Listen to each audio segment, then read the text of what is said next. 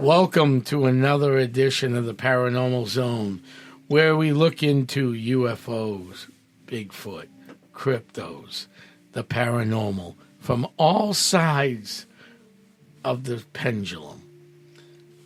We allow witches to come on. We allow Bigfooters, UFO, cryptids, everything you can think of here at the Paranormal Zone. Bob is away this week, so you guys got lucky this week. I have a great group of people in studio and out studio. So before we talk about tonight's subject, let me welcome everybody. First of all, I want to welcome a new member of Essex County Ghost Project, Jocelyn. Hi, hello. Jocelyn. I want to welcome back... Hey, Jocelyn. Hey.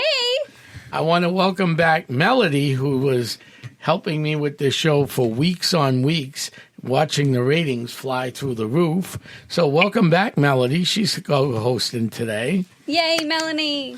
Thank you. And we have a former guest on, which we will bring back as a guest, Wolf. He's going to help today, too. So, hi, Wolf. How's everybody doing? Hey. Hey, everybody's great tonight. The weather's nice out. The sun's shining. Oh, wait a minute. It's going to rain. Uh-oh. But tonight we're going to get into something a little different. We've had a lot of ufologists on. We had a Bigfooter on. We've had all these people on. But what I want to talk about tonight, this is actually a talk I put together that never got spoken at a public event. So people listening across the world tonight will hear this for the first time. I'm all excited. So we're in Massachusetts, here in Lawrence, at the James R. Ross Memorial Studios, and Melody and Wolf are up in southwestern New Hampshire in the southwestern mountains along the lakes. But there's a different section of New Hampshire. It's called the White Mountains. And boy, the White Mountains are full of stories. And they're gorgeous. And they are gorgeous. You are correct. Have you ever heard any great stories, you two, about the White Mountains? Melody first. I've heard there are a lot of things lurk in those woods because it's a kind of a rough terrain, so it's a place that only avid hikers really visit year-round. So a lot of things can hide out in those forests. Mm-hmm. How about you, Wolf? I have not in particular, no. Oh, okay. All righty. So we got, and you? Have you heard of anything? I haven't seen or heard of anything, but okay. Only the beauty. The beauty, yes. So All I'm right. sure I'd hear some fun stories. So I'm going to mess up some of these great words. I practiced this talk over and over again, but it's been a while.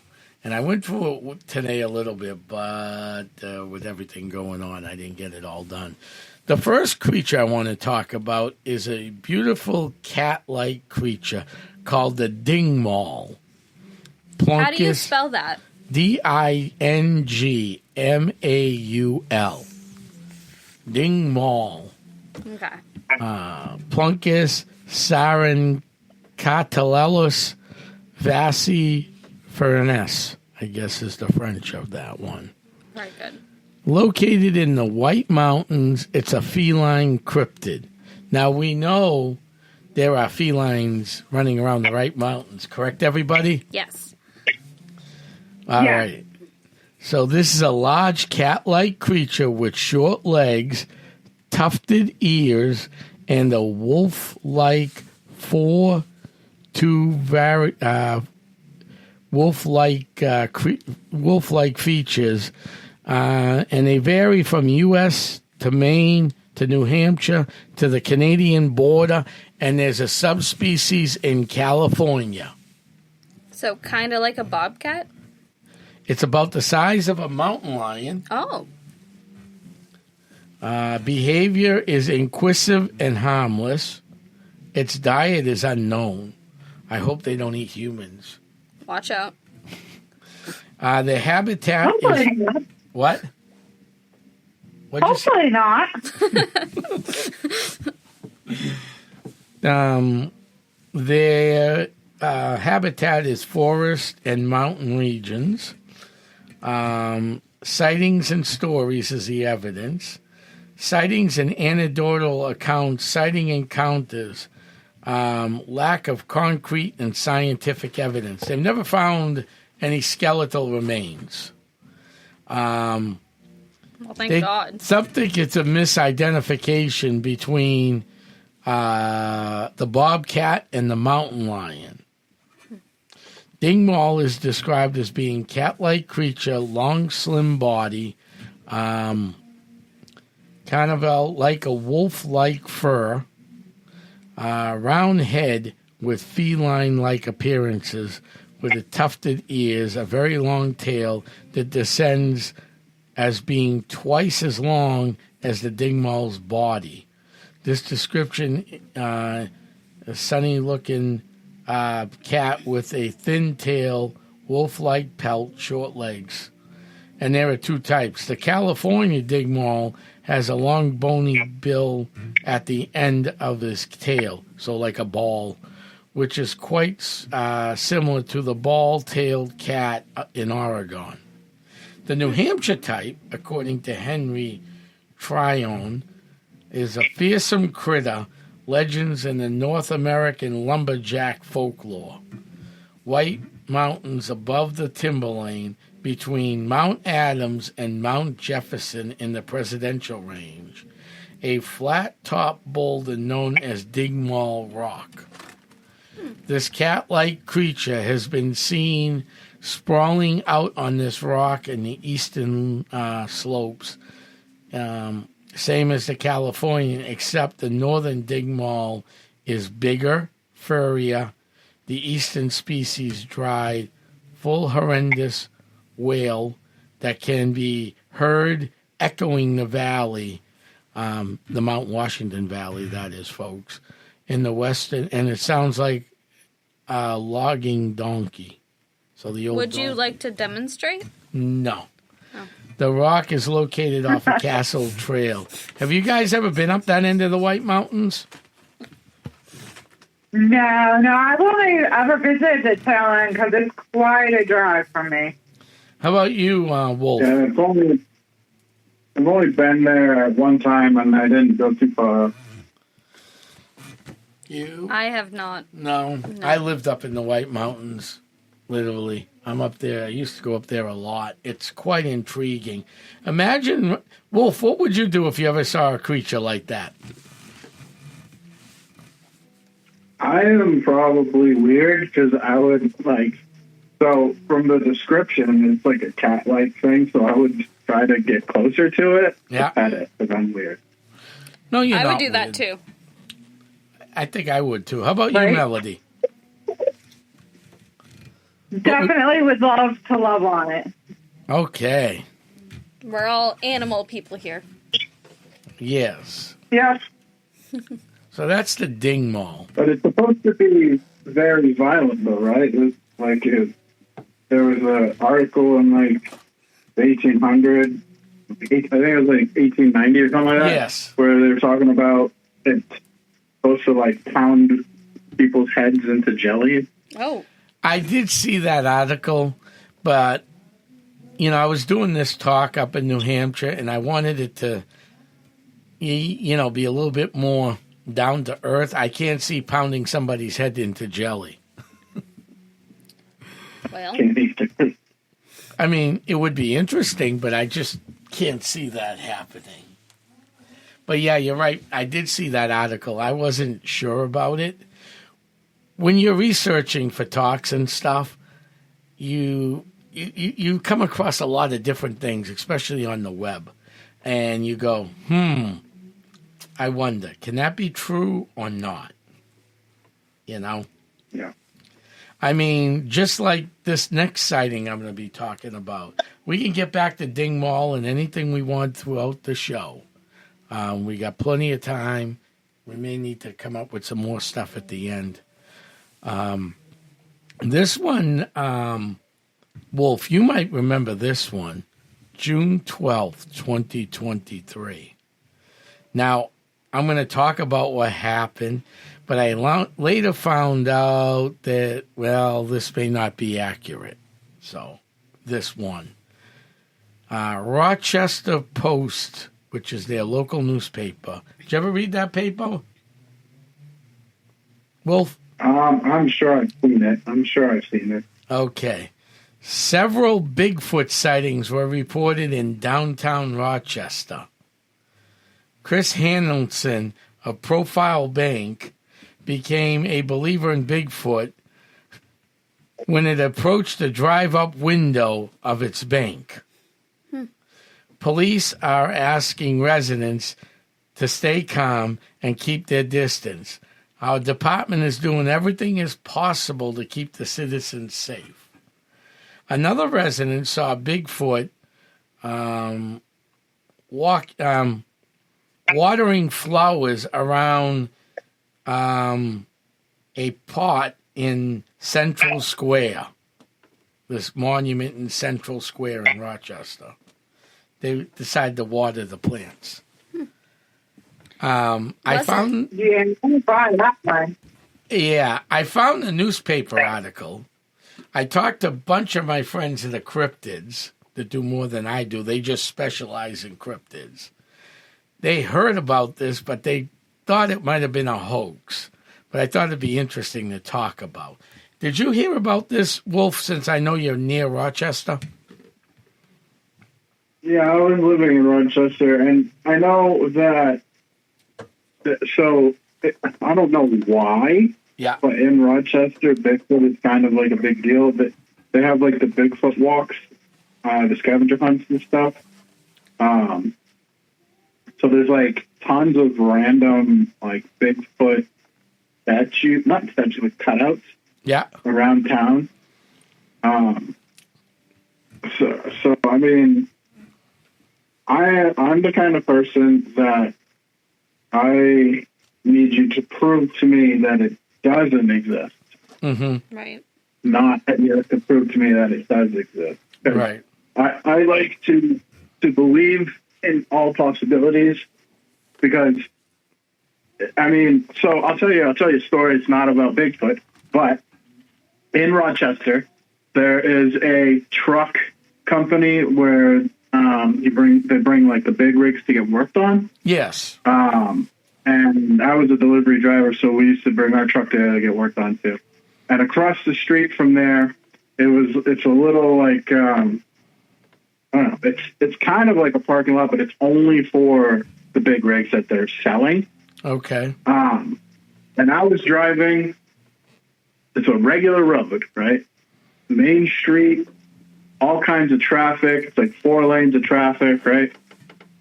And literally the biggest moose I've ever seen in my life appeared out of nowhere. And then when I turned to look at it again, it was gone. Interesting. And moose do that all the time, right? Mm-hmm. These giant creatures what do you that think come out of nowhere. You don't see them, you don't hear them until they're right there. Right. And they disappear just as quick. Mm-hmm. So is there a possibility that there's Bigfoot in Rochester? Of course.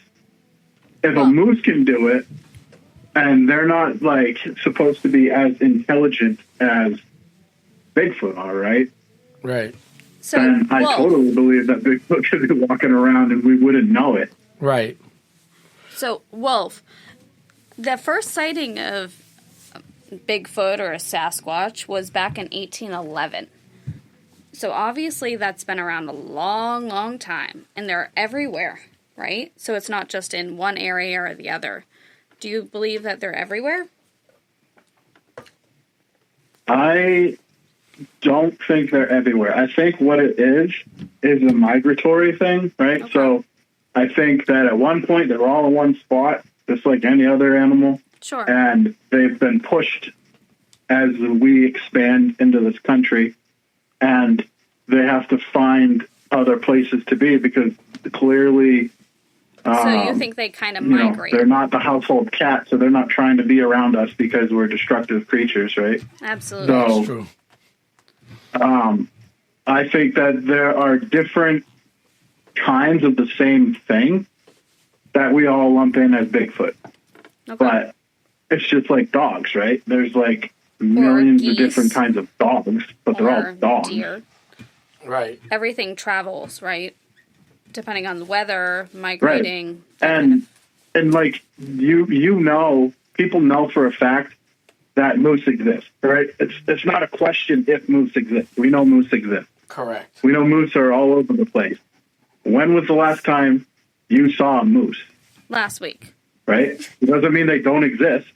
They're Right. just not like out in the open all the time. Absolutely. And going back to another thing I was talking to Tom about previously is like, you know, I'm Native American too. And my tribe is called the Micmac. Oh. And to get married as a Micmac man, you have to go hunt a moose with a knife. I didn't realize you were. That's your rite of American. passage to get married. Now imagine how difficult that is. And So, they wouldn't go just by themselves, one guy. It was a group of them, and they would have to go hunt a moose to be able to get married. And they'd have to bring back the moose. so my friend, I'm also Native American, so we'll get to that another day. Awesome. All right. Thanks for adding that one.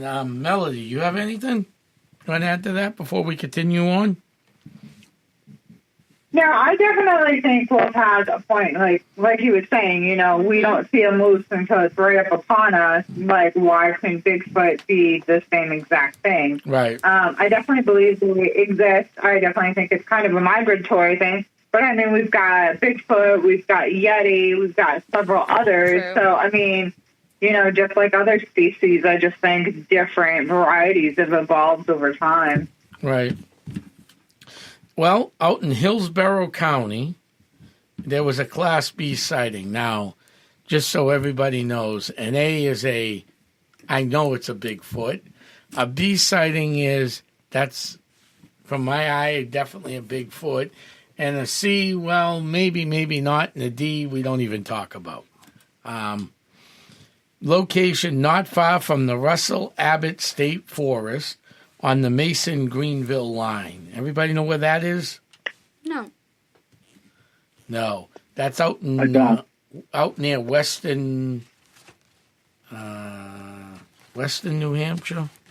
I don't know if I got it on this one or not, because like I said, I did this. Yeah, it's out near Weston, New Hampshire, out on, I believe, 101. I think that's out near you, Mel. Isn't it? Okay. Oh, so you Yeah, never- 101 is up by me. Yeah. So I think that's where that one is, if I'm not mistaken. I have the map I used for that is out in a thing. So it was out that way. It's a small park. Small park. And somebody had actually seen, they put a camera out there and took a picture of it, what they thought was a picture of it, walking through their yard near the park.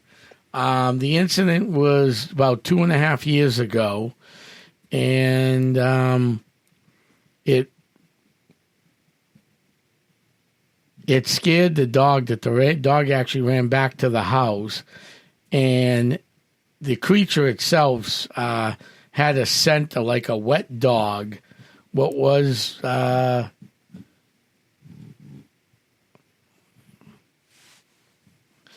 they went back to they ran into the house. They were scared. And then 3 years ago, the wife woke up to screaming in the woods, followed by yipping coyotes, followed by screaming what could be like cougars. That was the third incident in that area. And the fourth incident was a few weeks ago, so this would have been back about beginning of this year. Pitch black, raining out, rock slice of marble was thrown to the side of the house.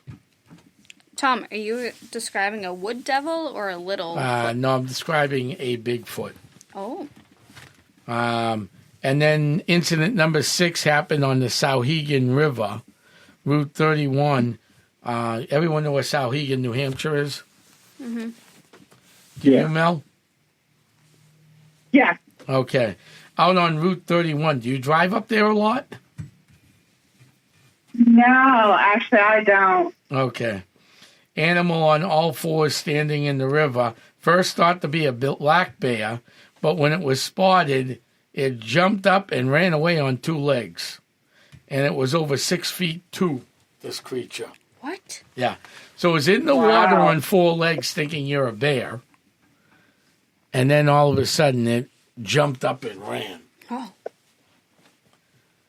That's the biggest type of reports with these type of things specifically. Yeah. Is they are quadrupedal and bipedal depending on what they're doing. Correct.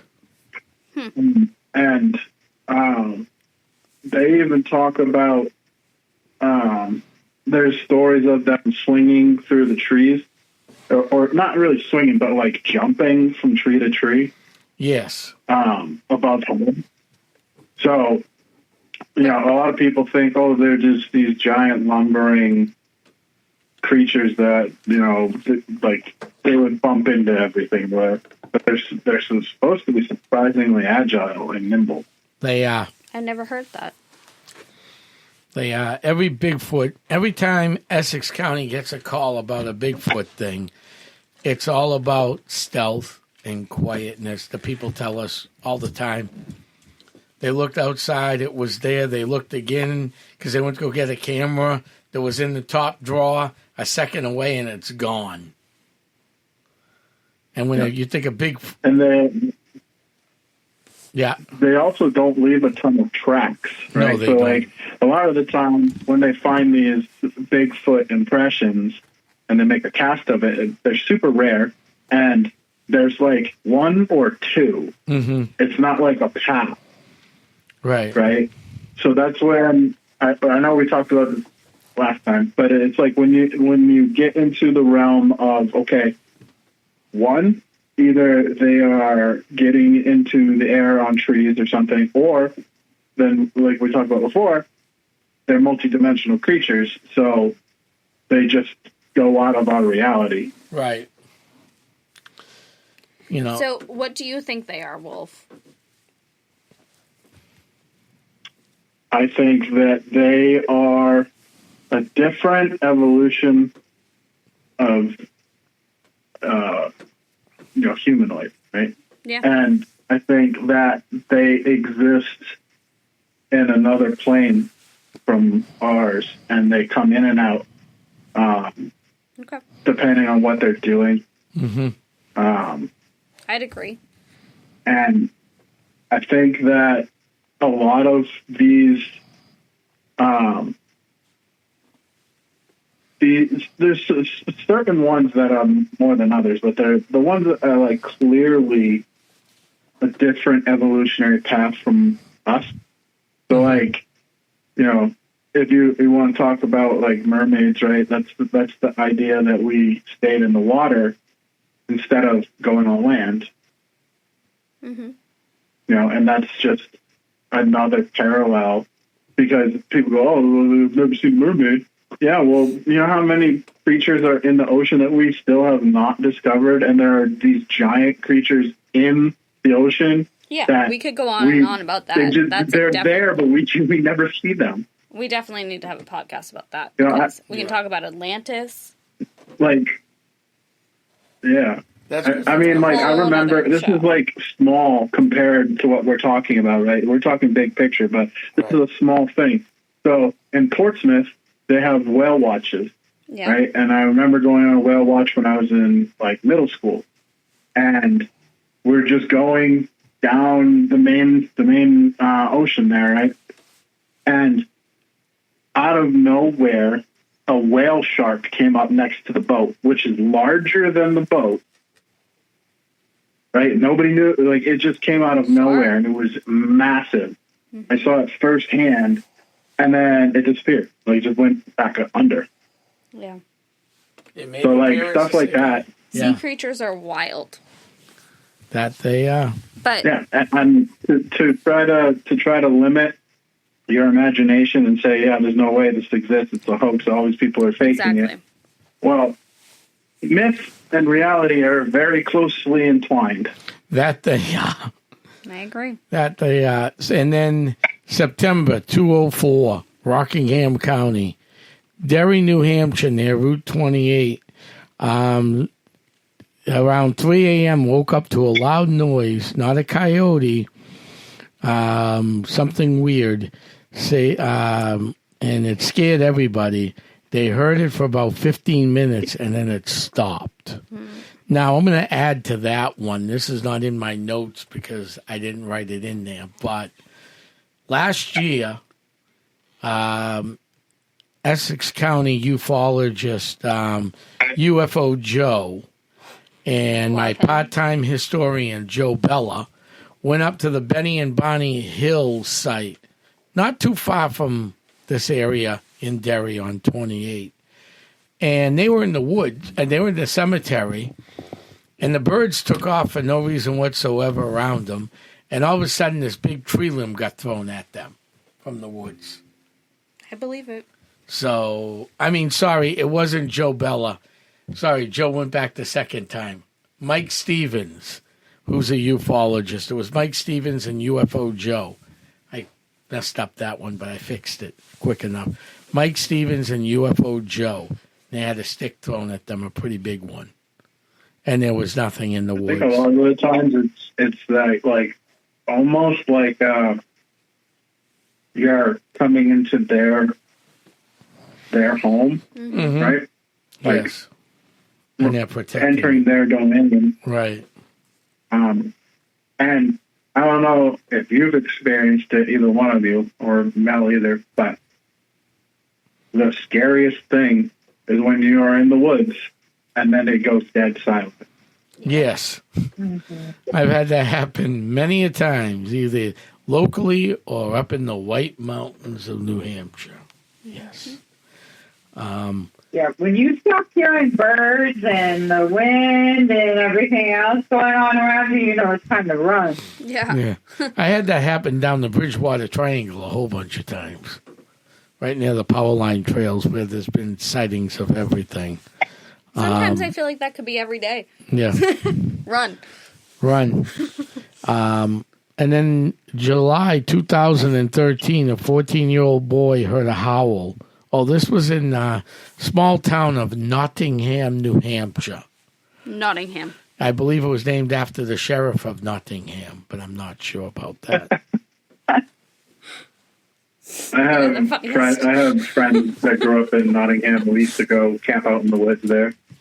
So he heard sound like a lightning striking, and then looked down the hill and saw this big brown figure hitting a tree. He got so scared he jumped on his bike and rode home and hid in his house. 14-year-old kid. Didn't say where in Nottingham, because that one I'd like to go check out. In Derry, I know that area well enough. I think I got an idea. It doesn't say where, but I got an idea where this 04 sighting was. Hopefully it's not in actual where. No, Derry, New Hampshire, not where. Nottingham, no. I'd like to know where that. Didn't give much information except for that, because Nottingham isn't that far from here. That's one I'd like to go check. And Nottingham's not even that big either. I mean, it sort of is because there's a lot of woods between homes. Yeah. But like Nottingham itself is not very, very big. Okay. It could have just been a wolf, too. Right. It could have been. I mean, not all these are definite Bigfoot sightings. This is just what was reported to the BFRO and other websites that I find, to be, logistically or, reasonably good. Tom, have you heard of that woods devil? Yeah, we're going to get the woods devil. So they're kind of like a Sasquatch. They are. And they were in New Hampshire. Yes. But I got to get the one more. Who's heard of Sutton Hill, New Hampshire?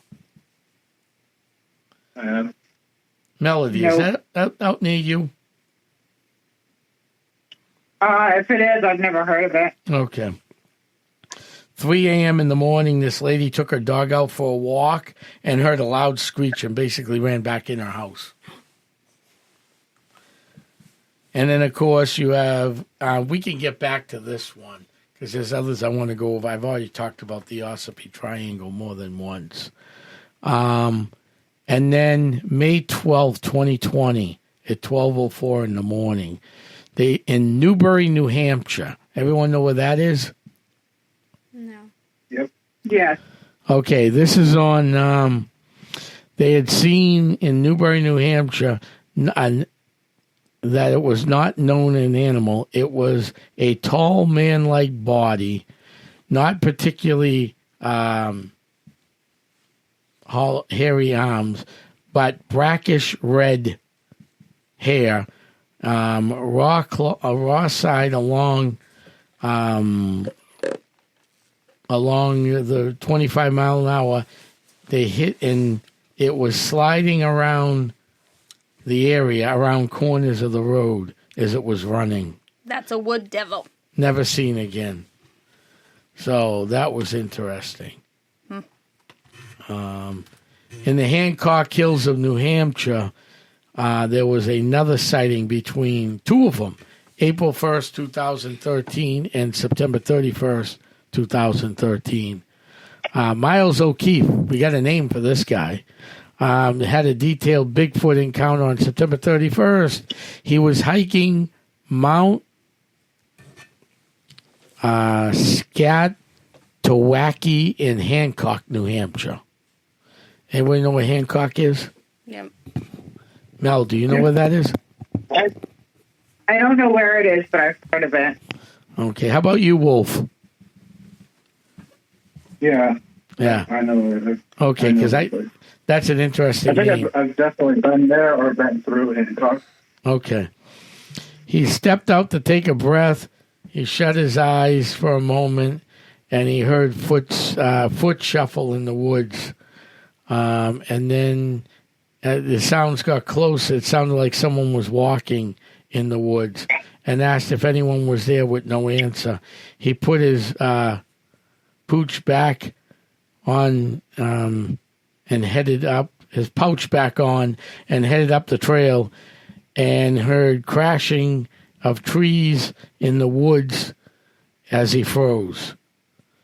It was no bear. It was 9 feet tall and running on 2 legs, covered head to toe, and fur black, and he believes it was a Bigfoot. Alrighty. What do you think of that? What do you think? What do you two think about those two sightings? No, pretty normal to me. I know that one of the things that a lot of people don't know, especially in New Hampshire, which is weird because, like, people forget that this is like where the country started, right? Of course.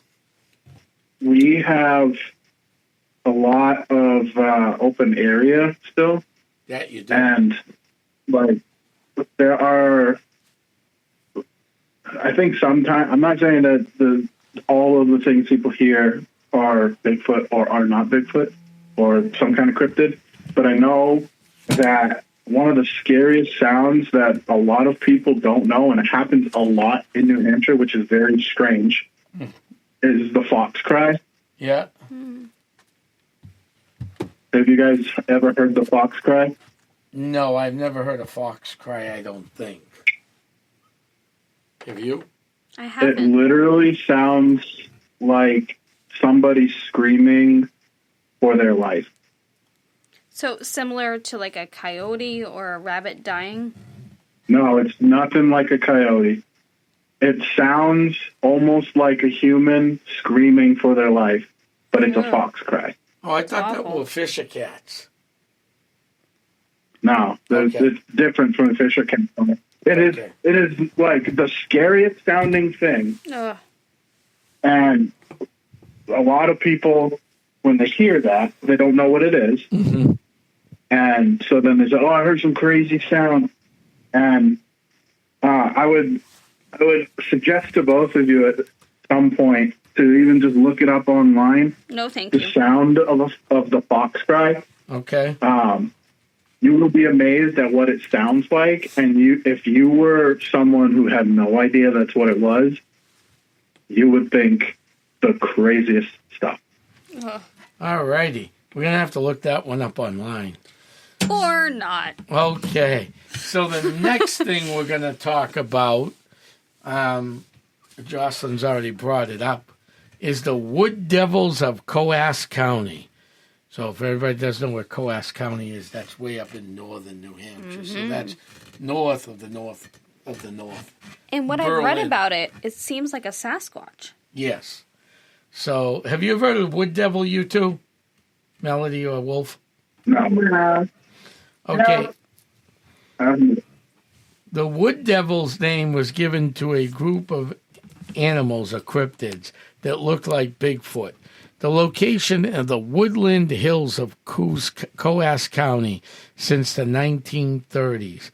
These creatures are said to be tall and skinny and covered with shaggy tan gray hair, very elusive, stealthy, and they hide behind trees. Similar to Bigfoot or Squatch or Sasquatch, but there is distinct characteristics that set them apart. Woodland devils are between 7 and 9 feet tall and have a slender build. The hair is long and shaggy and range from gray to tan in color. The face is horse-like with long snout and small eyes. It has larger feet and hands, long claws on nails, strong, unpleasant odor, so like a skunk ape of Florida, Okay. shy, secretive, and avoids human contact. They hide behind trees, and they can stand so perfectly still in the middle of a field you might think it's a shrub or a bush. Until you look and see a face or something. I've heard they've been around since the 30s. Yes. The abilities to move quietly in the woods, mostly knack but have been seen during the day, mostly seen at night but during the day occasionally. Wood devils are carnivores, feeding on small animals such as rabbits and rodents. Scavengers of the dead animals, especially in the winter when food is scarce. Garbage. They're also known for raiding garbage cans and livestock for food. They make loud screams on howls that echo through the hollows of Coas County, possibly as a way to communicate in their territorial display. So what do you think so far, Wolf? You ever hear of them? I haven't. It sounds very interesting. It sounds I think Wolf. some type of thing that like rummages and see so from the description and everything, it sounds like it's a little bit more likely to come closer to people. Mm-hmm. Correct. How about you, Melody? Well, I've never heard of them, but from reading online, just during our conversation here, I feel like this kind of like circles back to our other conversation about it just being like another species of like Bigfoot. Like we were saying, you know, like here in New England, we have brown bears and we have black bears. We don't have polar bears here, but we know polar bears exist, right? It's just another species of bear. It's just not here. So why isn't this just another species of Sasquatch almost? Right. Perhaps. But online as well, when I was looking it up, it comes up as fearsome critters. Yes. So folklore, of course. It talks about lumberjacks, speaking of them in the 20th century, as more of a character and a comical thing. Mm-hmm. So who knows? Right. So their history. It would make sense.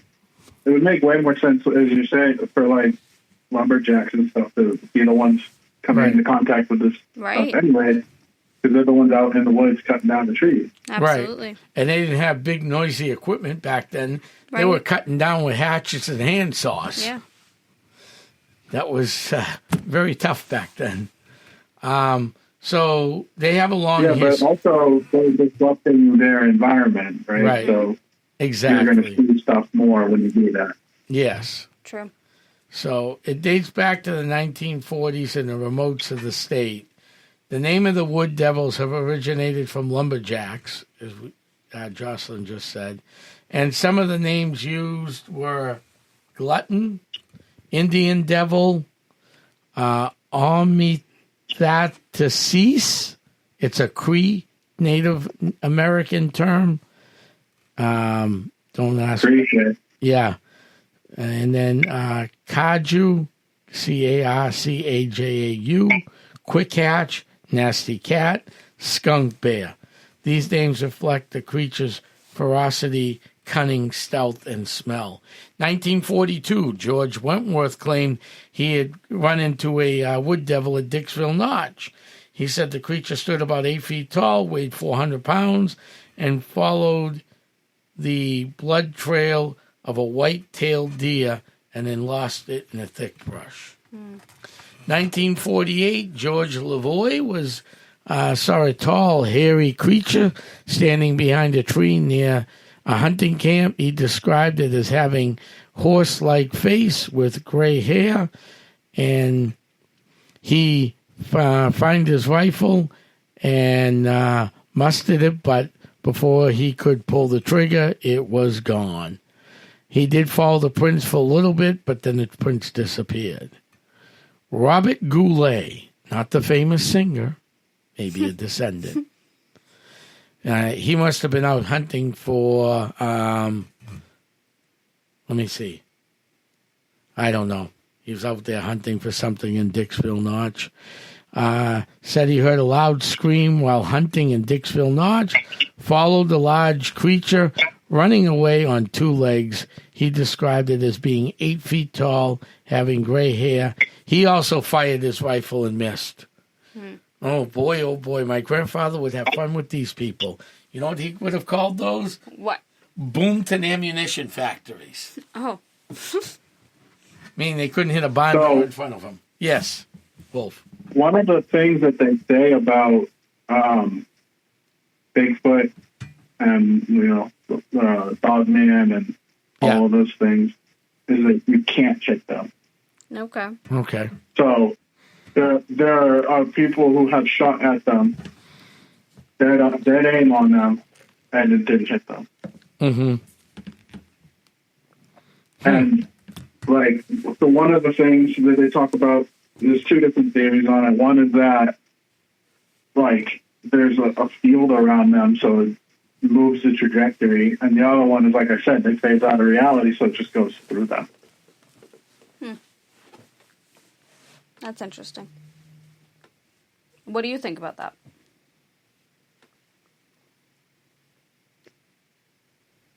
Wolf. I don't know. I barely heard what you said. Sorry. Oh, what do you think about it? Do you think they have a field? I'm not totally sure, honestly. There's too many We're just talking. theories and not enough Proof. practical research to be able to come up with any kind of definitive anything on it. But I think that a lot of the times the people who are shooting at them are hunters, right? And they're not known for missing. Right. If you're talking all these really bad hunters are the only ones shooting, I don't think so. No, but not all hunters are great hunters. I've seen some. That's what my grandfather called. No, but I mean, the amount to be in that deep into the woods and encounter something like that, you have to be someone that's serious about right. it, not just A weekend every once in a warrior. while I'm going to go hunting kind of person. Right. And then in 1973, near Mount Cabot, it was reported seeing a large, hairy creature standing on two legs behind a tree. They said it was about 7 feet tall and had grayish-brown hair. They also noticed a strong odor coming from it. So all these creatures, similar things, strong odor. 1977, a man named John Harrington claimed to see a large, hairy creature cross Route 3 near Pittsburgh. At night, he said it was about 7 feet tall and had gray hair. Pittsburgh, for all you people, are just north of Haverhill, New Hampshire, on the Connecticut River Valley. Well, I mean, the 1974 one very well could have just been a black bear that was molting and scratching his back on the tree. That could have been that. Yeah, obviously. Or it could have been Tom. Just So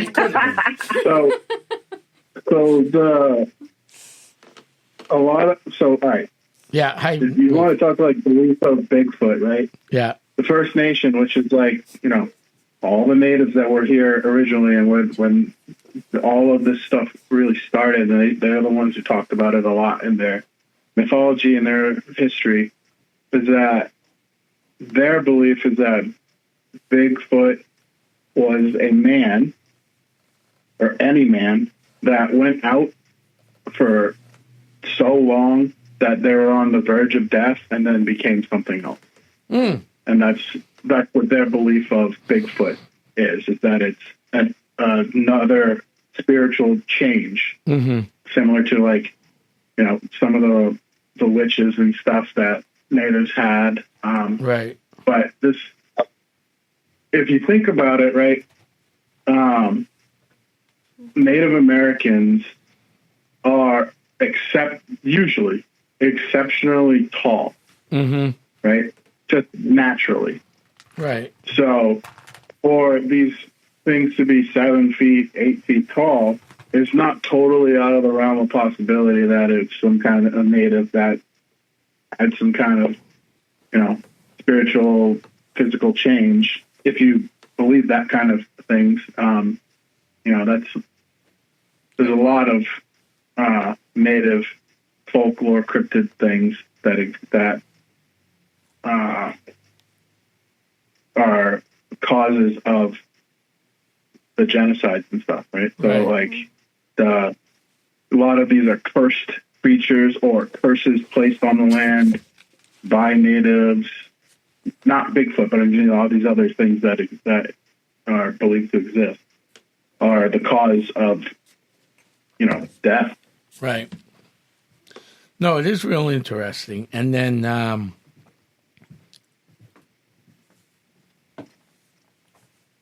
where was I? Okay. Linda Newton Perry claimed she saw a large, hairy creature standing behind a tree near her home in Colebrook, New Hampshire. She said it was about 8 feet tall and had tan hair. And that was in 1983. In 1994, Bill Brand claimed he saw a large, hairy creature run across Route 4. And then a man named Bill Driscoll was driving on Route 26 near Errol when he saw something cross the road in front of him. He said it was 9 feet tall, had long arms and legs, and it had gray fur and human-like face. It looked at him briefly before disappearing into the woods. Imagine driving alone and seeing that. How would you react? I don't know. Jocelyn. I don't know. How would you react, Wolf? I am curious. That's by nature. Yeah. But I would have stopped. And been like, me too. How about you, Mel? I also find it. Yeah.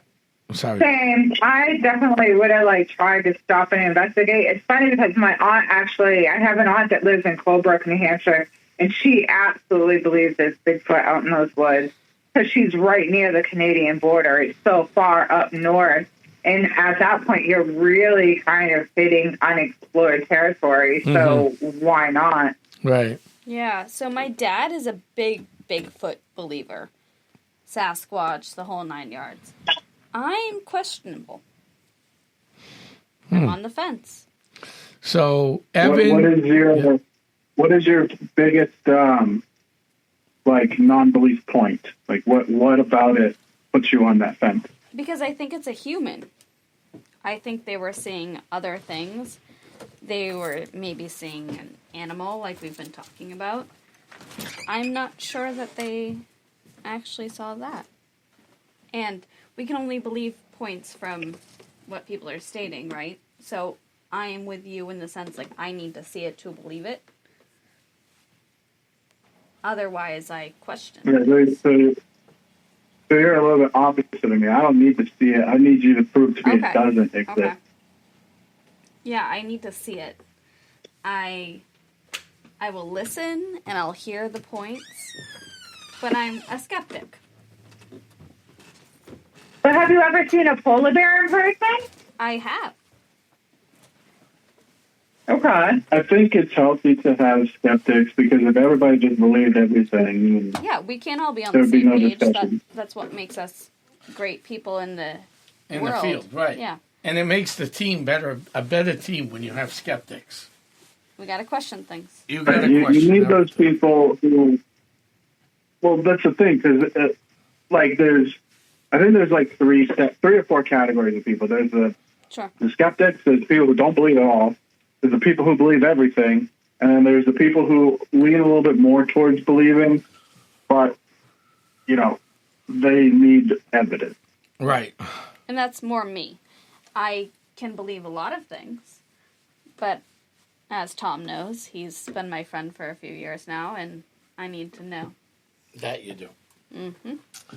All right. And then in 2000, Evan Lichkowski and his former wife, Edith, were hiking Dummer Pond Trail. The trail is located off of Nash Stream Road.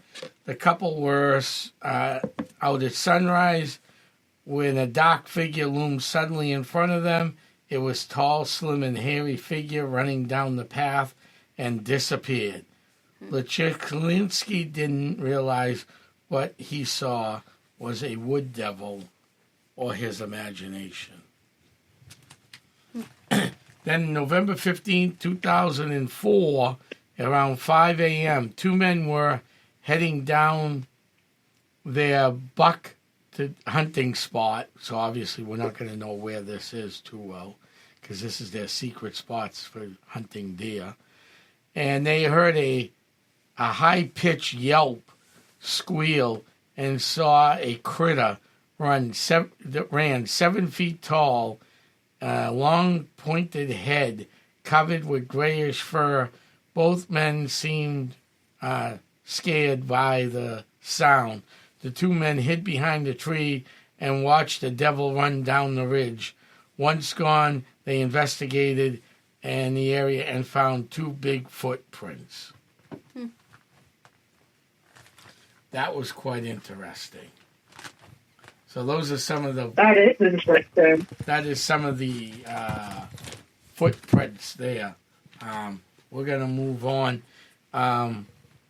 These creatures have been seen all over Coas County, especially in the White Mountains of Vermont, the Appalachian Trail, and the Canadian border.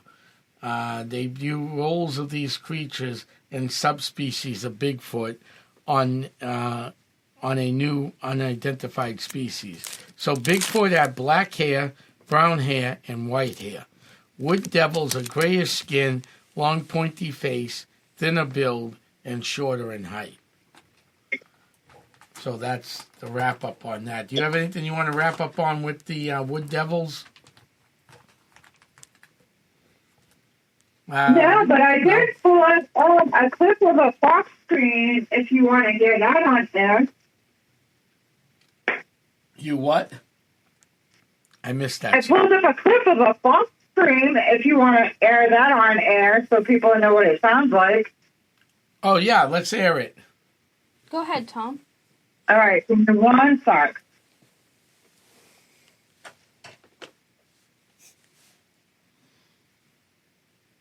Oh. Okay. That is quite scary. That was not you, Mel.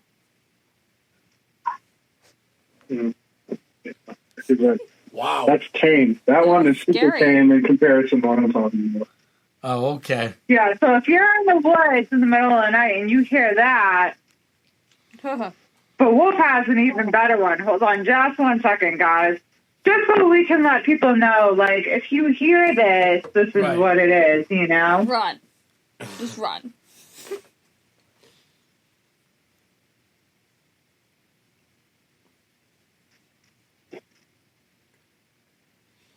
But I love all the topics we've touched on tonight. I think it's really We interesting got one stuff. more. We got one more thing to touch on. We're going to go a little over tonight, but that's all right. Sure. Give us just 1 sec. No We're worries. just getting ready to play them. All righty. So what is this you're going to play? I'm This scared. is the fox scream. Okay. The even louder one. Oh, great.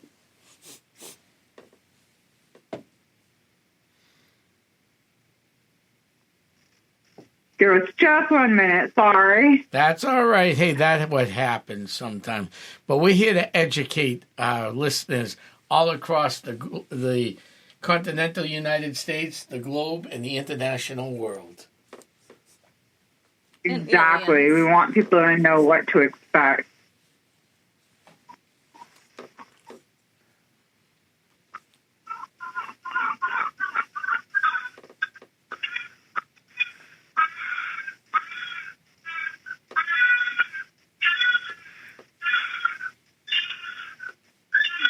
Yeah, I would run the other way too. Yeah, that's not fun. Yeah. So, So oftentimes when people are out in the woods and they're hearing things and they think, oh my gosh, this is this big mysterious creature. No, it's just a fuzzy little fox. right.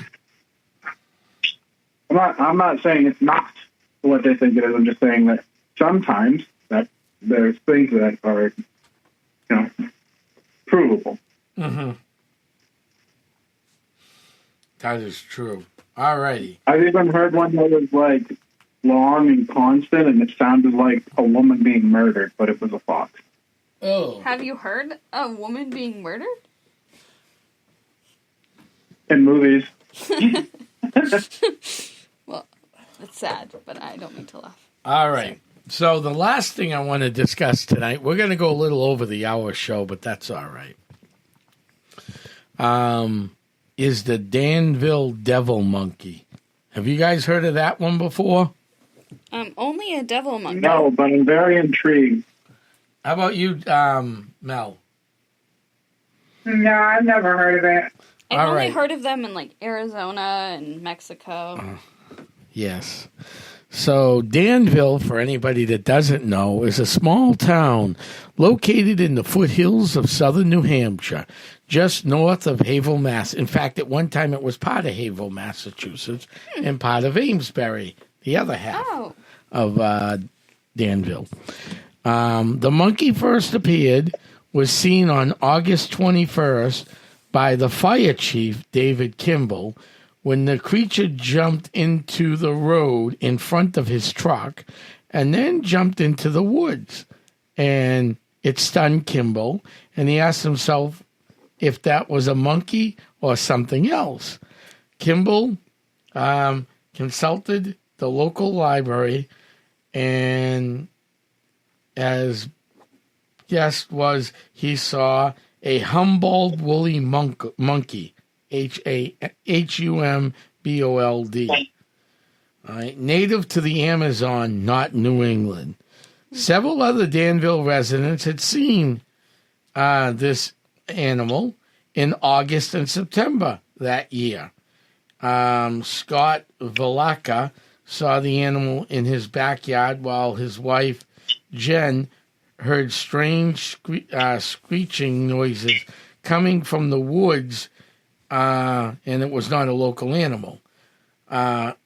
Local boys said his peanut butter and crackers disappeared from his tree fort, his tree house that he made for him and his friends. So the kid climbed up there, put his peanut butter and crackers. He went up there with his friends, and all the peanut butter and crackers were eaten. It wasn't his friend? No. Locals assumed it was an escaped monkey pet, but because it's illegal to own monkeys, the owners never came forward. Town set out to catch this monkey, but they never did. But it gained national and media attention. NBC Today show came to the town to shoot an episode, but it was never aired because the night of because of that mighty sucker punch that came out of nowhere happened the very next day. We all know what that was, right? No. 9/11. Oh. The haunts continued through September, but disappeared. After that, did the monkey die? Did it get captured? No one knows. 11 years later, September 26, 2012, Michelle Andino headed to the heard the family dog barking at her parents' home in Danville. She looked outside and caught an animal at least 2 feet long with a white bottom and dark brown, and the rest of him hissing at a tree. She saw no toiled animal. She called animal control and found nothing. It has not been back or seen since then. So, Wolf, what do you think about that? I think that is probably, in my opinion, probably more likely, like you would think, some kind of monkey that escaped. Mm-hmm. That's what I would think. That'd be my first thought. Yeah. Because they're not saying it's like 10 feet tall or anything like that. Right. That it jumped, hissed, stole stuff out of the tree fort. Imagine if, someone's monkey got out and was hungry like that. That makes logical sense. Right. And the fact that it kind of disappeared, took a break from public for a while, right. Probably because it got whoever owned it or wherever it came from went back to or something. And the fact that it's just like a one-off and not 15 people have talked about this for the last 17 years. It's like a couple little things here and there. Right. It makes me think it's probably somebody who, because there are people that you would not even believe who have these kind of animals. Like there was that lady who had the monkey. It was national news because it killed her and tried to kill her friend. Right. One day random. I forget the name of it. Oh, that was the house in Andover. Yeah. One of those first sightings of the devil monkey was in 1934, which is crazy. But they also contributed to the chupacabra. Yes. Remember that? Yes, so, the chupacabra. Yeah. I wonder if they're actually similar. That is. I think too that a lot of the things, especially in this area, and if you're talking in the past, right? Mm-hmm. This area of the country was extremely, still is to a degree, but was extremely religious. So anything unexplained was automatically a devil. Right, that is true. So it could easily be, like you were saying, could be chupacabra, and they called it the devil monkey because they just that's just the first thing that came to their mind. Right, it's a monkey and it looks like a devil. Right, exactly. And I think a lot of the times these things are the same thing under a different label. Right. Especially in Danville, New Hampshire, which is a pretty conservative town. For sure. When the way towns run, I would say they're very conservative. Mel, so what'd you think of the devil monkey? I think that it was like somebody had a pet that they weren't supposed to have, Or I know down south, like people would walk around with those little, what do they call it, capuchins that sit on your shoulder. Yeah. Like that was actually kind of a common thing down there. So maybe somebody moved up here with one of those and it got out and people stopped seeing it because it couldn't live on its own. So on this particular one, specifically, I'm going to kind of call BS.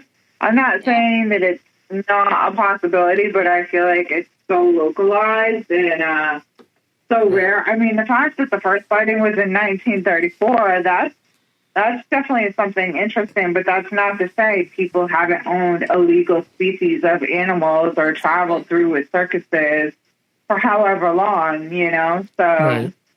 Well, especially back then, they weren't allowed to, like, not bring monkeys over or whatever. So... Right, exactly. So, I mean, all in all, when we think of cryptids as a whole, it's just incredible to think what is out there, what could still be out there, and what is really out there, and what is being misidentified. Right. What are your thoughts? Right, and you're going to have that a lot in any kind of anything, right? It doesn't matter what you're talking about. No. There's always going to be people who misidentify things or, get scared of something that they really shouldn't be. It's all in the perception. Even like when you go into, like, I know it's not the topic, but, paranormal things, when you go into to investigate those things, there's a lot of times where it's just a natural, like, even just like the expansion of a radiator or something, Right. Simple things can scare people when they're not ready for it. Correct. And that doesn't always mean that it's something crazy, but at the same time, that doesn't mean it's not.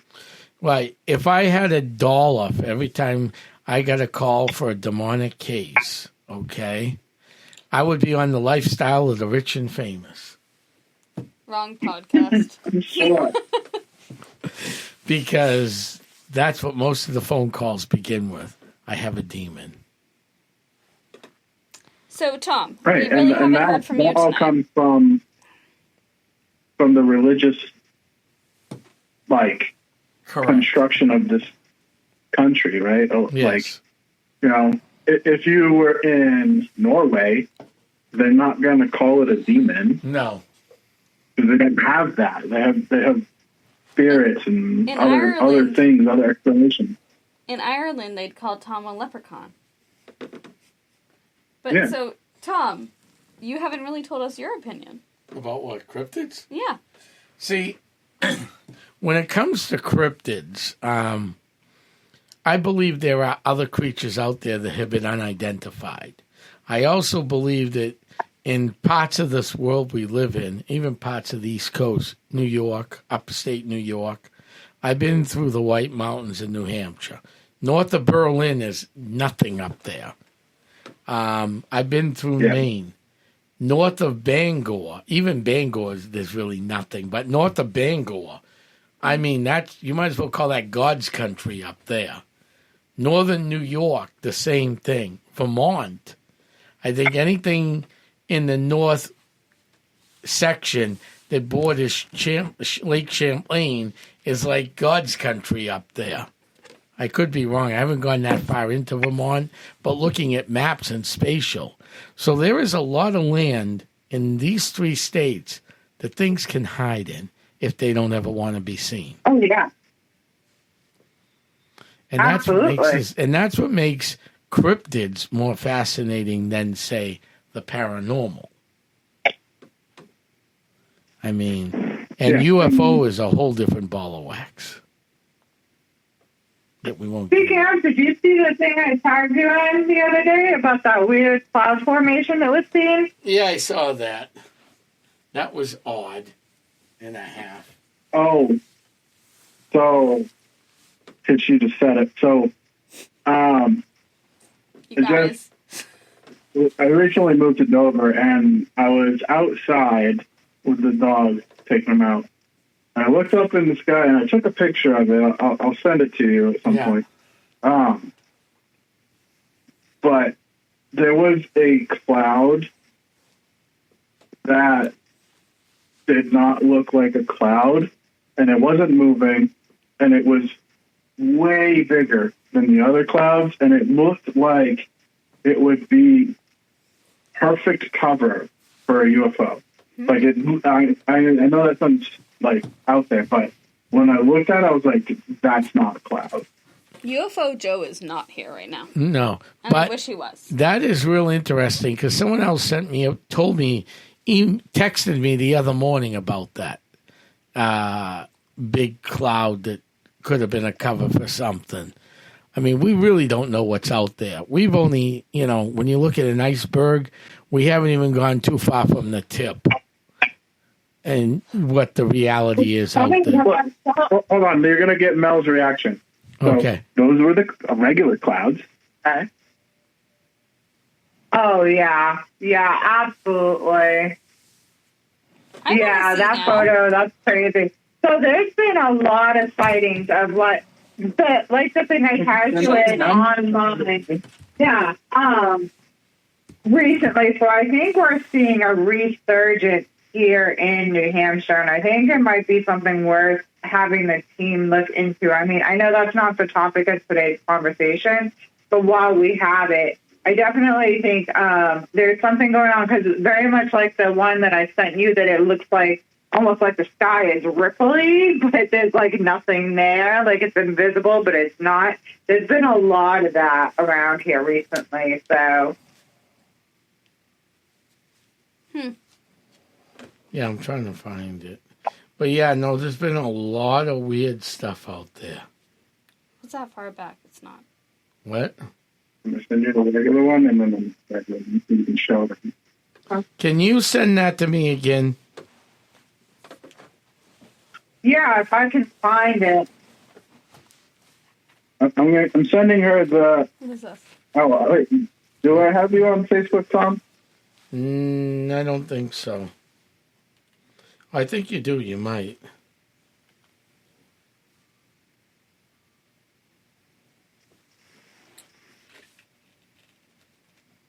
Yeah, I'm not going to be able to find it right this second, but I will When absolutely you send it to you. I'll get it to you. It was a weird shape. Oh, I do have you. So I'm going to send you the regular clouds Yep. and then the other one. Okay. So Yeah, you can no. show... Right. I sometimes wonder what's really out there, don't you? I do.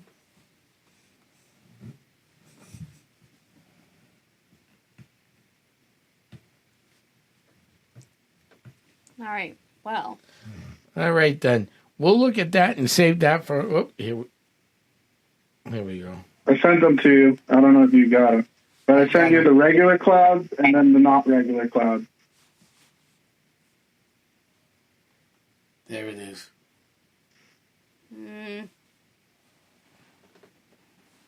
That does look like a cover for a UFO. Yeah. Right? Yeah, It's does. like perfectly I look at cylindrical. clouds every day. I'm a cloud person. Yeah. That is perfectly cylindrical, is right. Yeah, that is. So you took that picture right outside your house? Yeah. Wow. And and again, I'm in Dover and I'm close to Pease again. Oh, you're near Peas. Yeah, and that area is a hotbed for UFOs. Nothing. And I was telling you about the story that happened when I lived in Portsmouth when I was near Pease. And that is like, I don't know. It just doesn't look normal to me. It doesn't look like how clouds form. Mm-hmm. All right. You have any other great questions for tonight?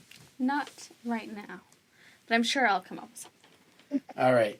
Mel? Here we go. I just sent you the link for the other one. What? I just sent you the link for the other one. Oh, okay. Oh. That is even cooler. Isn't it? That's weird. It is. So that formation has been seen a few times, including in Dover, where Wolf is at.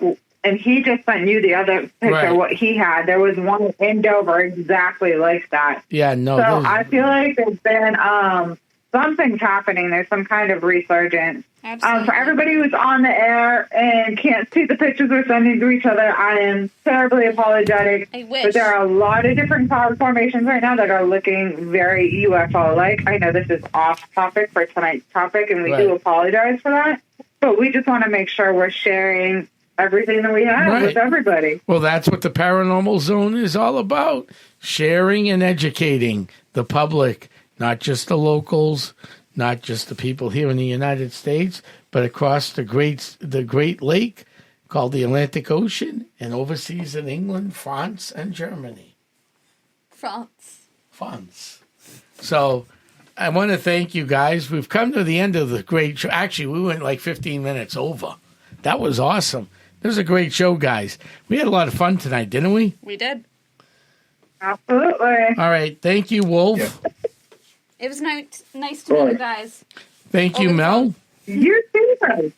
Thank you, Jocelyn. Anytime. Pleasure. All right. I want to thank everybody for tuning in tonight locally and across the Great Pond in England and France and Germany and Russia and across the great world.